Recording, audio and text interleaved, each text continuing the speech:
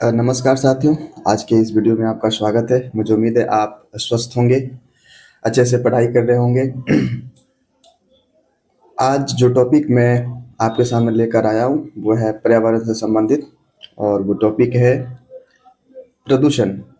Specially ये प्रदूषण दिल्ली और दिल्ली से सटे राज्यों में जो समस्या लेकर आती है उसके रिगार्डिंग आज टॉपिक है। अगर मैं क्वेश्चन की बात कर दूं तो भारत में वायु प्रदूषण का मुद्दा और वायु गुणवत्ता सुधार के लिए प्रमुख नीतिगत उपाय। तो ये अत्यंत ही एक महत्वपूर्ण टॉपिक, और ये महत्वपूर्ण इसलिए भी हो जाता है हम सभी के लिए, क्योंकि आपको ये बात जानकर हैरानी होगी कि पूरे विश्व भर में सबसे ज़्यादा प्रदूषित शहर कोई है, प्रदूषित राजधानी कोई है। 2 महीने पहले तक तो इस्लामाबाद थी, पाकिस्तान की राजधानी। लेकिन ये खिताब अब भारत के राजधानी नई दिल्ली के पास है। यानी यूं कहें तो विश्व का सबसे प्रदूषित शहर, यानी सॉरी राजधानी के सापेक्ष में कहें तो राजधानी, चूंकि अब शहर कह ले या राजधानी कह ले दोनों बात एक ही है, तो सबसे प्रदूषित राजधानी दिल्ली है। और आप यकीन नहीं मानेंगे, यदि आप दिल्ली के आसपास क्षेत्रों में हो या दिल्ली में हो तो इसके जो घुटन है इस प्रदूषण का वो साफ साफ दिखाई देता है। इनफैक्ट जब आप बाहर जाएंगे, चूंकि मैं उस एरिया से, जो एनसीआर एरिया, वो ज़्यादा प्रभावित एरिया है, चूंकि मैं उससे थोड़ा सा दूर हूँ तो उतनी ज़्यादा समस्या तो नहीं, लेकिन हाँ बहुत ज़्यादा डिफर भी नहीं है। तो ये हिदायतें दी गई भी सरकार के द्वारा कि जब भी आप बाहर जाएं तो मास्क लगा कर जाएं, ताकि आप कुछ हद तक बचाव कर सके। तो इसी से संदर्भित एक टॉपिक जो मैं, जैसा कि मैंने कहा, वो है। तो आइए इस टॉपिक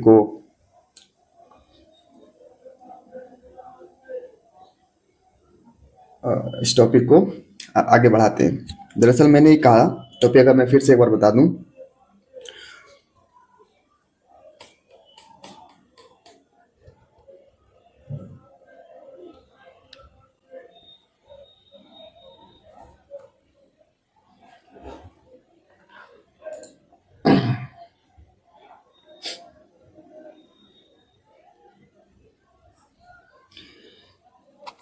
चलिए इस अ, कारण को जानने का प्रयास करते हैं कि आखिर क्या कारण है कि दिल्ली और जो गंगेटिक प्लेन है, गंगा के मैदान है, वो ज़्यादा से ज़्यादा प्रदूषण का हब क्यों बनता है। तो अ, अगर मैं इसके प्रमुख कारणों की बात करूं, प्रमुख जो भी कारण है जिनकी वजह से ये प्रदूषण बढ़ता है, तो वो है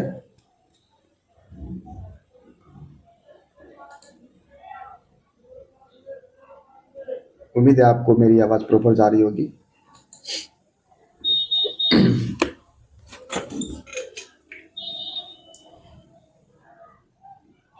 हाँ, तो कारण की बात करें तो दिल्ली, अगर स्पेशल पहले दिल्ली के अगर हम सेंटर में रखकर बात करें, तो सबसे ज़्यादा जो प्रदूषण होता है वो यूपी, पंजाब, हरियाणा में जो पराली दहन होता है, उस पराली दहन से एक आंकड़ा भी था मेरे पास कि जितनी ज़्यादा प्रदूषण होती है उनमें से तकरीबन 30% पॉल्यूशन इन्हीं कारकों की वजह से होता है। पराली जैसे जलाया गया उनके कारण होता है। तो एक समस्या देखने को मिलती है।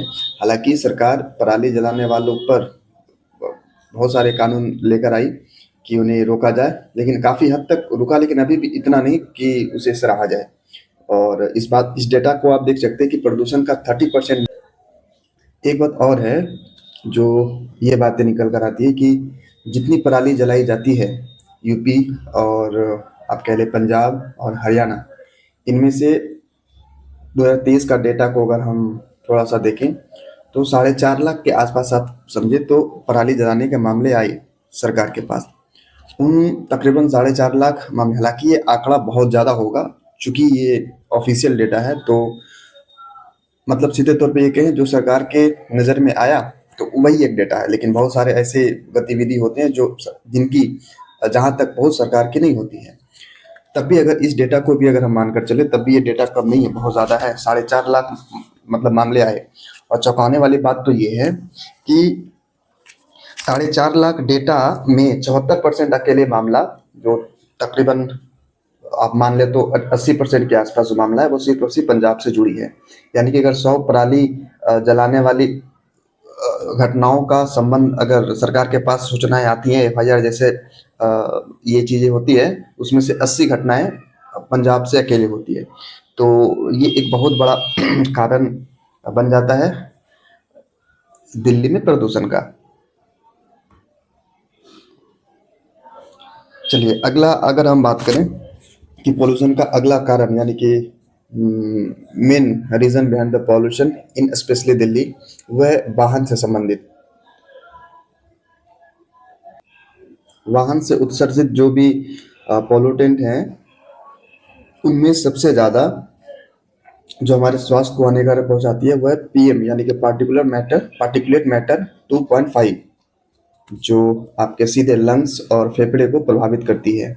और दूसरा नाइट्रोजन ऑक्साइड, वो भी जो उत्सर्जित होती है वाहनों से, वो भी हमारे जो स्वास्थ्य तंत्र है उसको ये करती है, प्रभावित करती है। एक आंकड़ा जो 2023 में एक डेटा मतलब रिलीज हुआ जिसमें ये बात ये कही गई कि तकरीबन भारत में 30 मिलियन बड़े आप कह सकते हो वाहन का उत्पादन हुआ 2023 के आंकड़े में। अगर मैं एक बार क्रॉस चेक कर लूँ तो हाँ ये बातें सही है कि 2023 में 30 मिलियन मशीनरीज का उपयोग, मतलब कि यूँ कहें कि वाहन का आप कह लो कि उसको क्या कह सकते हैं, मैन्युफैक्चर को हिंदी क्या कह सकते हैं, निर्मित हुए जो बाजार में जो रोड पर आए, उन 30 मिलियन में सबसे ज़्यादा ट्रैक्टर रही, मतलब ट्रैक्टर की संख्या अत्यधिक रही। और तीसरे नंबर पर बड़े वाहन, माल ढुलाई वाले, इसको ट्रक कहते हैं, तो ट्रक यानी कि ट्रैक्टर और ट्रक 30 मिलियन में सबसे ज़्यादा संख्या इन दोनों की रही। तो आप समझ सकते हो कि जो एक डेटा और भी अगर इसमें ऐड करना चाहें तो जितनी पॉल्यूशन दिल्ली में स्पेशली होता है उसमें से 30% इन्हीं जैसे ये वाहन है ना, इनसे उत्सर्जित प्रदूषण में 30% इनकी आंकड़ा होती है।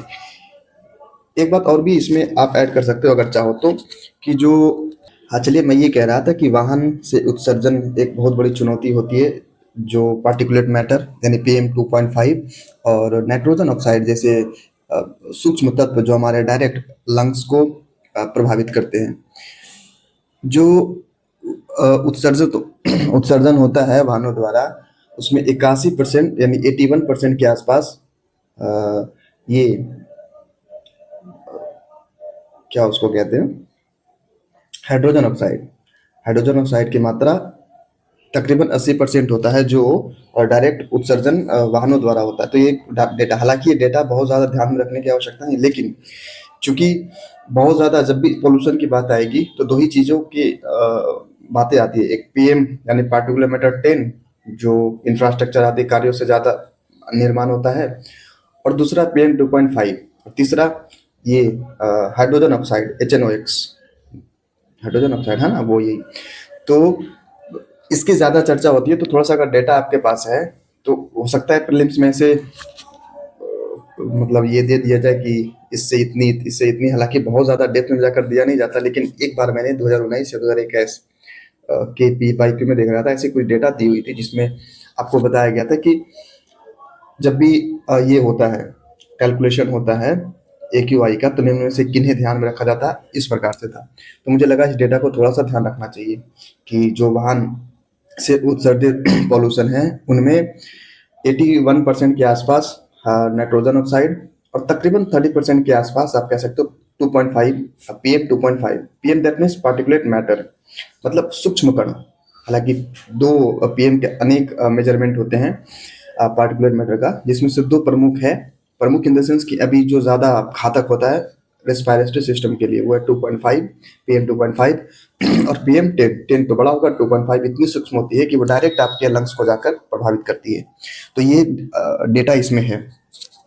अगला जो कारक है यानी कि प्रमुख कारण उत्सर्जन का है वो है औद्योगिक उत्सर्जन। इसमें भी सल्फर डाइऑक्साइड की मात्रा अत्यधिक उत्पन्न होती है। चूंकि ये चीज़ें जो ये क्या है औद्योगिक उत्सर्जन है, ये दिल्ली में बहुत ज़्यादा नहीं है विद रिस्पेक्ट टू आप मुंबई चले जाएं या फिर कहीं और। चूंकि बहुत बड़े पैमाने पे इस तरीके का उत्सर्जन दिल्ली में नहीं होता, लेकिन हरियाणा में बहुत से ऐसे कारखाने हैं, औद्योगिक संयंत्र हैं जहाँ ये चीज़ें उत्पन्न होती है। यूपी में बहुत सारे ऐसे संयंत्र हैं जहाँ से ये जो carbon dioxide, sorry, nitrous oxide है, वो उत्पन्न होता है।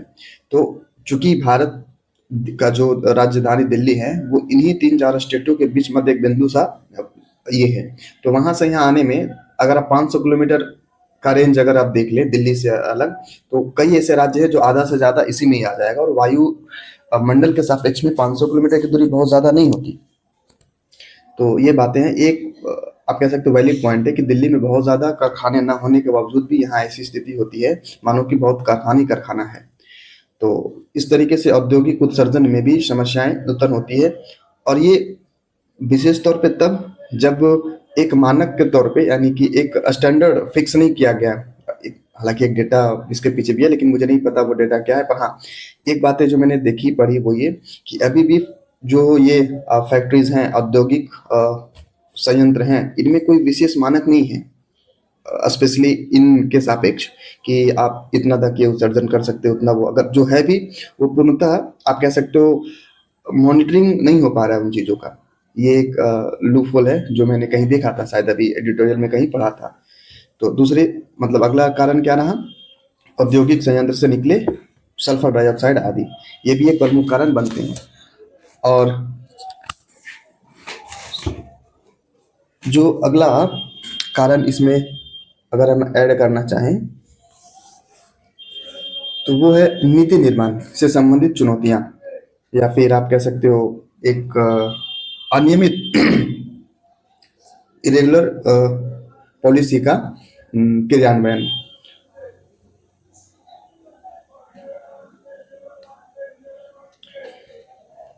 तो चलिए इसको देखते हैं। हाँ, एक डेटा जो उसका क्या होता है, शहरी विकास मंत्रालय दिल्ली, DRDO ऐसा कुछ था, वो डेटा दे रहा था कि जो निर्माण कार्य हमारे दिल्ली या दिल्ली के NCR क्षेत्र या फिर आसपास जो इंफ्रास्ट्रक्चर का काम होता है, उसमें एक डेटा थी कि PM, जैसा कि मैंने कहा कि जब भी प्रदूषण की बात आएगी पार्टिकुलर मैटर 10 और पार्टिकुलर मैटर 2.5 की चर्चा होगी। तो 81%, तकरीबन 80% के आसपास, सॉरी, बात ये थी कि जो PM.10 है, सॉरी, पार्टिकुलर मैटर 10 जो है वो 30% के आसपास मैन्युफैक्चरिंग नहीं, इंफ्रास्ट्रक्चर जो क्रिएट होता है उससे आता है, और 8% PM2.5।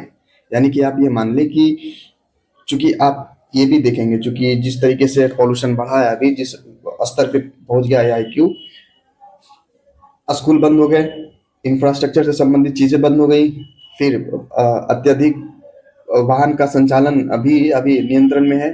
तो इन चीजों से स्पेशली जो वो है, क्या उसको कह सकते हैं हम लोग, इंफ्रास्ट्रक्चर निर्माण है, गतिविधि है, उसमें से दो चीजें हमने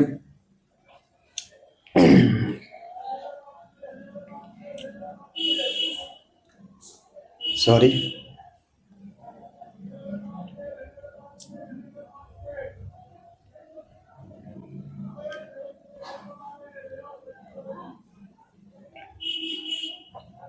और अगला कारण आप समझ सकते हो कि अगला कारण जो है वो जलवायु परिवर्तन है।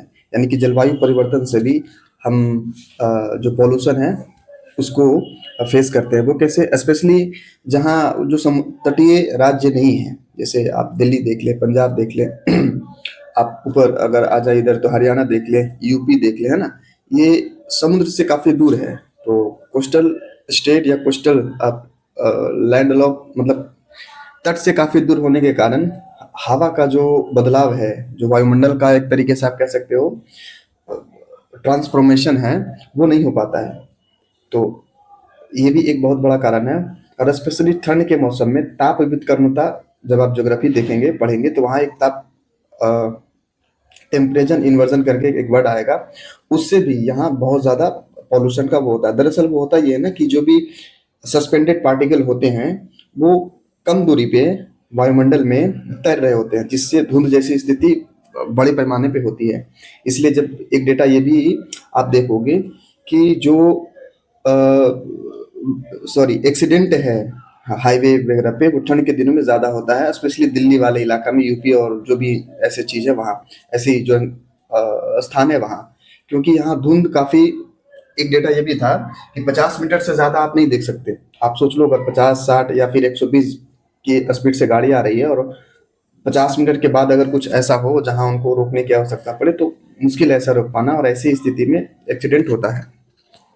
तो जलवायु परिवर्तन भी एक कारक है। व्युत्क्रमता जैसे विचार यहाँ अप्लाई किया जा सकता है कि हाँ, इनकी वजह से भी प्रदूषण और गहरे रूप में प्रभावित करता है। अगला पॉइंट जो मैंने देखा वो ये कार्यान्वयन संबंधित अंतराल।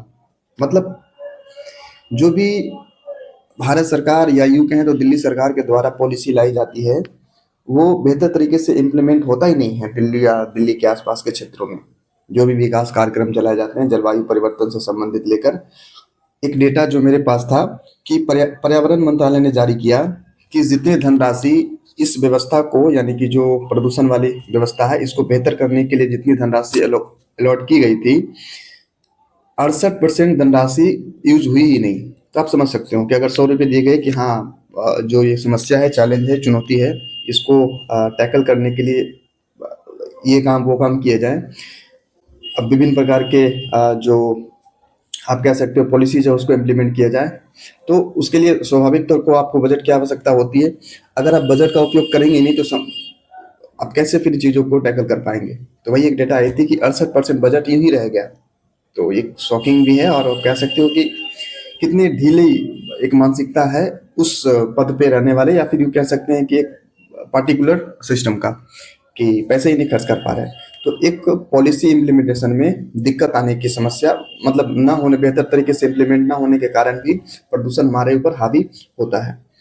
दूसरी और अगली एक और इसमें ही डेटा जो मेरे सामने है वो ये है कि पटना, एक बात हाँ जो मुझे ध्यान में आ रहा कि भारत के प्रमुख 10 जो प्रदूषित शहर हैं उनमें से 7 अकेले बिहार से हैं। आप समझ सकते हो। हालांकि एक डेटा ये भी था कि 2023 में, हालांकि इस मामले में बिहार के जो वो पटना है वो बहुत बेहतर है।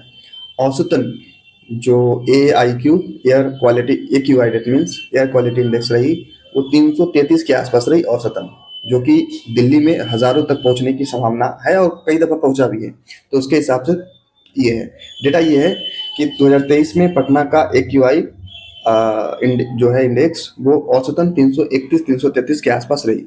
तो एक शुभ संकेत है बिहार के। लेकिन फिर भी चूंकि भारत 10 प्रमुख, यूं कहें आप टॉप 10 पॉल्यूटेड सिटी में 7-10 अकेले बिहार में है, तो मुश्किल तो है, चिंताजनक तो है।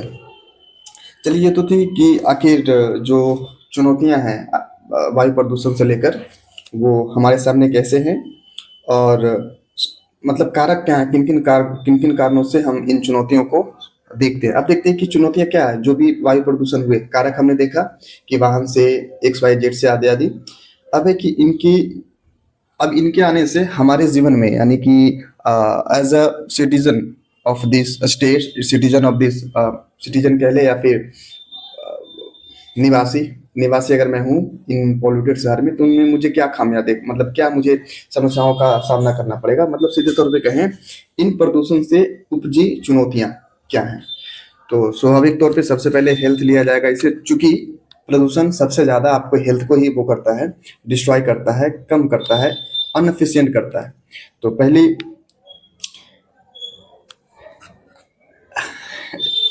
एक डेटा ये भी है, पता नहीं आप इसे रिलेट कर पाएंगे या नहीं। जो पहला चुनौती है वो संवैधानिक अधिकार का उल्लंघन। आप ये कहेंगे ये कैसे, तो आपको इस बात का पता होगा, जानकारी होगी कि हमारे संविधान का अनुच्छेद 21 है जो इस बात की गारंटी देता है कि मैं, यानी एज अ सिटीजनशिप ऑफ देश कंट्री, हम खुली, मतलब हालांकि ये हाल फिलहाल एक, मतलब एग्जैक्ट डेट तो नहीं, पर यही 1 से 1.5 साल के अंदर, 1 साल भी नहीं हुआ होगा फिलहाल, अभी ये डेटा रिलीज हुई थी सुप्रीम कोर्ट के द्वारा कि अब से 21 को, यानी सॉरी, जो खुले में सांस लेने वाली जो है ना, कि स्वच्छ वातावरण में मैं सांस ले सकूं, ये भी 21 का एक हिस्सा है, जुड़ा है हाल फिलहाल। तो एक चीजें हो सकता है ये आपके प्रीलिम्स में कहीं भी, या फिर जो 1 दिवसीय एग्जाम है वहाँ आपसे पूछ ले। तो एक बात ध्यान में रखनी है कि आर्टिकल 21 का उल्लंघन होता है। क्यों? क्योंकि आर्टिकल 21 मुझे ये आज़ादी देती है, ये अधिकार देता है कि मैं स्वच्छ वातावरण में सांस ले सकूं। और चूंकि अगर आप इस परिवेश में हैं तो स्वच्छ वातावरण आपके लिए कहाँ, तो आपके अधिकार का उल्लंघन तो हो ही रहा। तो एक तरीके से आप कह सकते हो आपके संवैधानिक अधिकार का उल्लंघन है। दूसरा, इसी से अगर मैं जोड़ दूं तो एसडीजी यानी सस्टेनेबल डेवलपमेंट गोल जो 14-15 में ये निर्धारित किया गया कि 2030 तक 17 ऐसे गोल होंगे जिनको हम बड़े पैमाने पे व्यापक रूप से इन पे ओवरकम यानी कि काबू पाने का प्रयास करेंगे, जिसमें गरीबी है, शिक्षा है, गरीबी को कम करेंगे, शिक्षा को बेहतर करेंगे, ये स्वास्थ्य है जो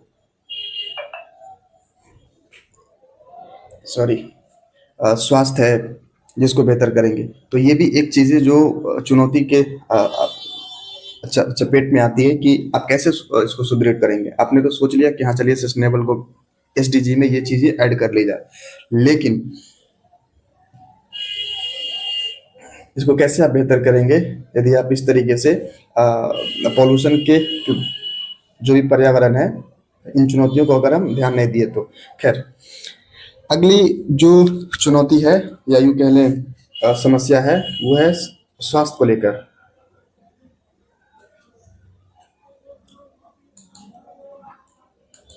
साउंड भी अगर प्रॉपर है ना?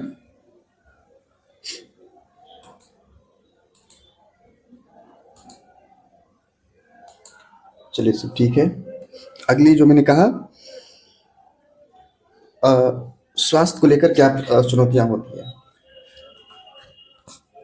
एक समस्या, एक बात जो मेरे जहन में आई कि चलिए दिल्ली में तो पराली जलाने से अनेक 2.5 जो पीएम है, पार्टिकुलर मैटर 2.5 है, वो उत्पन्न होता है और वो स्वास्थ्य के लिए हानिकारक होता है।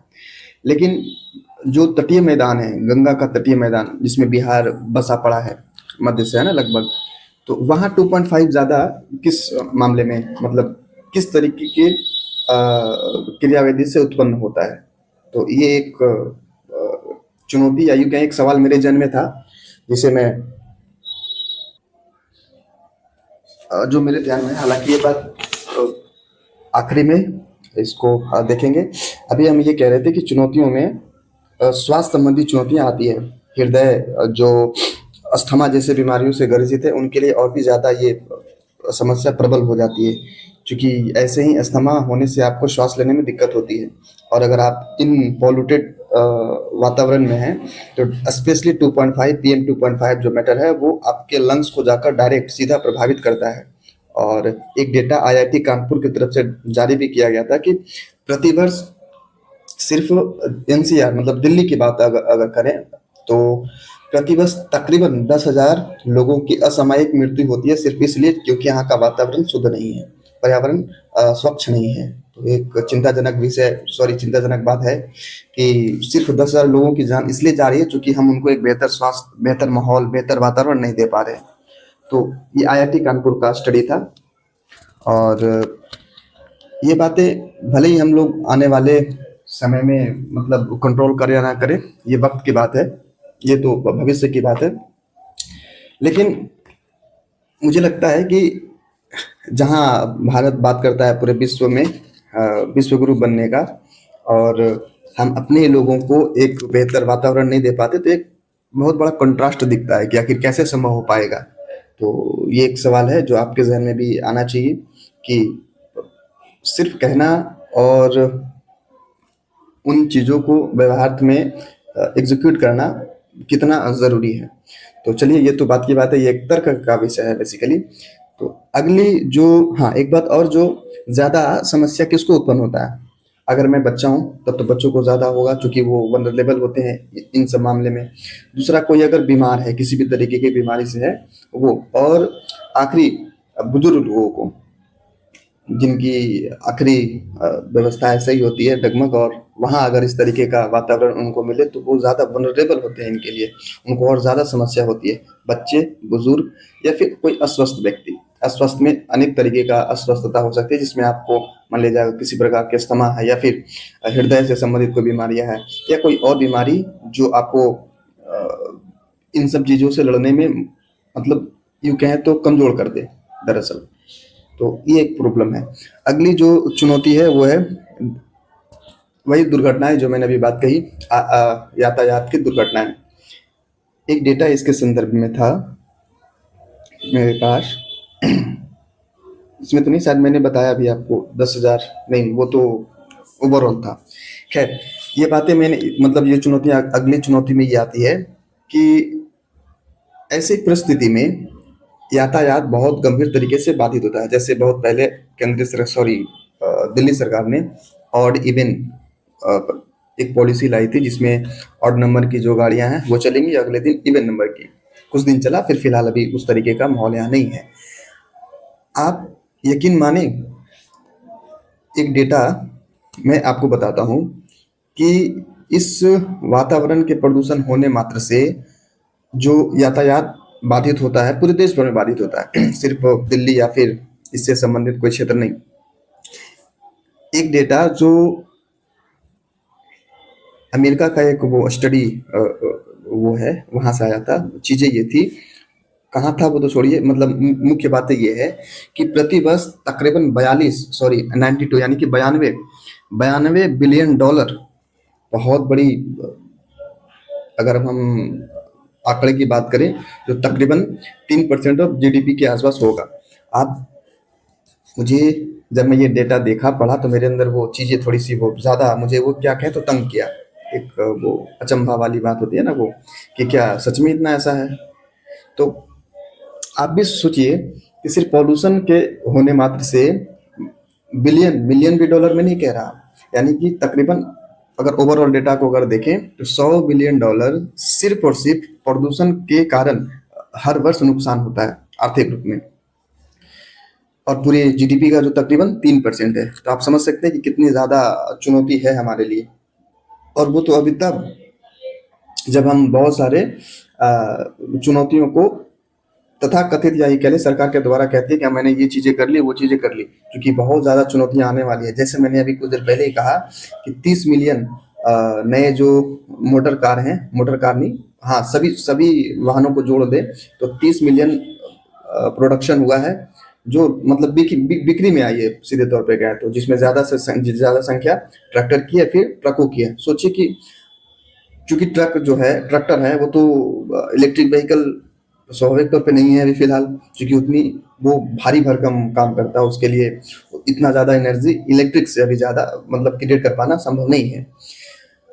तो सोचिए हर साल कुछ इसी मात्रा में अगर बढ़ रहा है, जो पेट्रोल का हो या फिर डीजल का हो ईंधन, पेट्रोल तो कम, डीजल वाले ज़्यादा प्रदूषित करते हैं, तो आप यकीन मानिए कितना ज़्यादा और प्रदूषण होगा। तो ये जो एसेट का, ये आप कह ले तो जो आर्थिक रूप से नुकसान है, ये और भी ज़्यादा बढ़ने वाला है।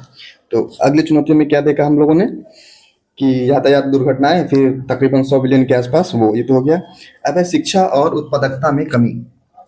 ये भी एक गंभीर समस्या है जिसको विचार करने की आवश्यकता। वो ये है कि जब भी आप इस तरीके की समस्या से जूझते हैं, सबसे पहले आपके स्कूल बंद किए जाते हैं, फिर यातायात में बहुत सारे रिस्ट्रिक्शन लगाए जाते हैं, और फिर तो अगर ऐसा होने से आप सोचिए, मान लीजिए मैं कहीं कार्यरत हूँ, चलिए छोड़िए, मान लीजिए मैं किसी ऑफिस में किसी ऑफिस का एम्प्लॉय हूँ, मुझे हर सुबह 7 बजे निकलना है या फिर 8 बजे, जैसा भी जितनी भी दूरी पर आप हो पहुँचना है। अगर यातायात की बेहतर सुविधा ना हो तो क्या आप बेहतर तरीके से, आप यूँ कहें तो आप अपने दैनिक दिनचर्या को, जो डेली रूटीन है, उसको फॉलो कर पाएंगे? नहीं, ज़्यादा चांस है नहीं। और मैं ये अपनी भावनाओं में आकर नहीं कह रहा, ये डेटा कहीं था, ये रिसर्च जो है वो ये कि बहुत ज़्यादा बाधित होती है, और उन्हीं बाधाओं की वजह से वो जो मैंने अभी डेटा का तकरीबन 100 बिलियन डॉलर का नुकसान है, वो कहीं ना कहीं होता है। तो मैं ये क्या क्या कह रहा था मैं, हाँ, उत्पादकता में कमी।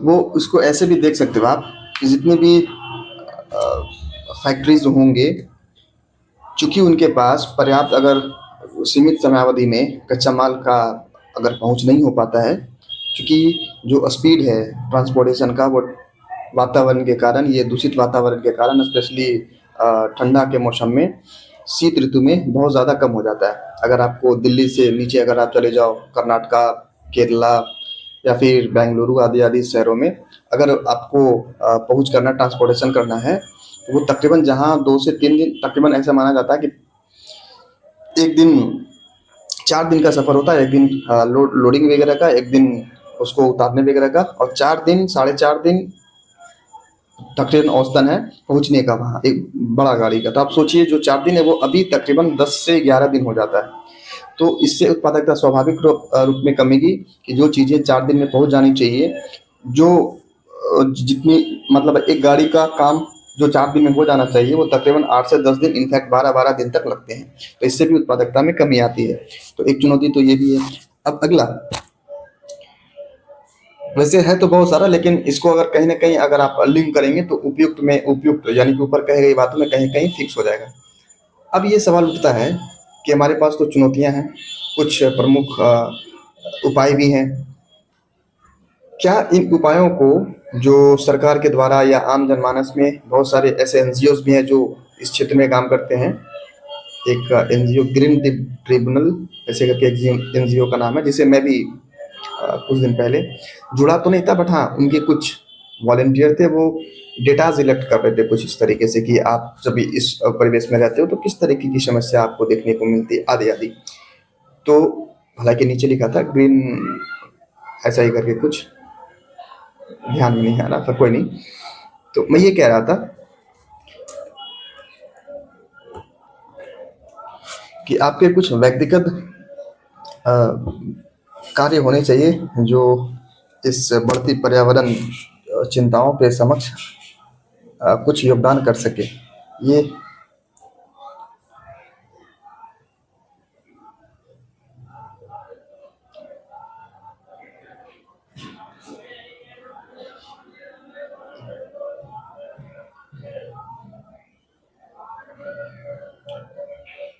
तो एक सेकंड सर, चलिए कोई नहीं। हाँ, तो ये बातें की जा रही थी कि जो भी सरकार के द्वारा या आपके केंद्र सरकार हो या राज्य सरकार हो, उसके द्वारा तो जो भी नीतिगत कार्य हैं वो तो किए ही जाएंगे। आपके कुछ व्यक्तिगत कार्य भी हैं, जैसे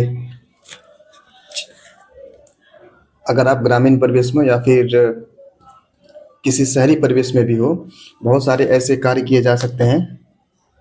इसको मैं कैसे डायरेक्ट अगर बोलूँ तो वृक्षारोपण जैसी क्रियाविधि आप अगर आप करते हो तो हमारे पर्यावरण को शुद्ध, साफ और वहनीय रख पाने में आसानी होगी। हालांकि ये चीज़ें कहना आसान है, लेकिन करना भी आसान है। उसके लिए आपको एक माहौल की ज़रूरत है, इन द सेंस कि अगर आप जहाँ हो, अगर पर्याप्त भूखंड नहीं आपके पास है, तो बहुत सारे ऐसे एनजीओज हैं जिनको आप फंड कर सकते हो। बहुत ज़्यादा नहीं, वो सैकड़ों रुपीज़ में ही, यानी कि 100, 200, 500 जितनी आपकी क्षमता हो, उनको आप ये करें, और तो आपके बदले वो वृक्षारोपण करेंगे।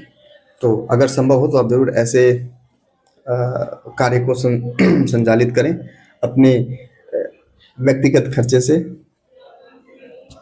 तो आज की रही कुछ ऐसे ही, सॉरी, आज के लिए सिर्फ इतना ही। अगर कुछ उपाय की बात कर लें, उपाय में मुझे ऐसा लगता है कि जो जहाँ भी जो समस्याएं थी कि पराली जलाने से उत्पन्न होती है ये चीज़ें, तो जो समस्याएं थी, यानी कि जो चुनौतियों में था कि ऐसा ऐसा होने से प्रदूषण होता है, तो उन्हीं को अगर हम एक सॉल्यूशन के तौर पे देख लें तो इसे भी पूरा किया जा सकता है उस तरीके से।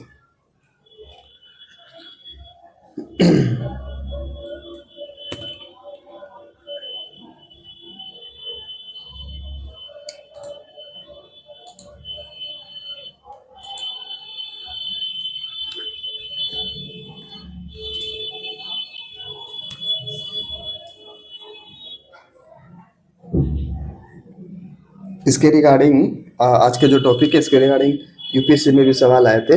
अगर आप चाहें, मैं कमेंट बॉक्स में या फिर जो चैट बॉक्स है उसमें पिन कर देता हूँ, आप देख लेना उसे।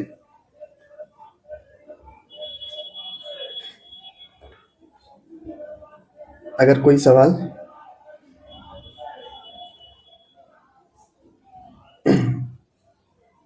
तो चलिए आज के लिए सिर्फ इतना ही। मिलते हैं कल अगले टॉपिक के साथ। तब तक आप खुश रहें, पढ़ाई करते रहें। शुक्रिया एंड शुभ रात्रि, एंड थैंक्स फॉर वॉचिंग।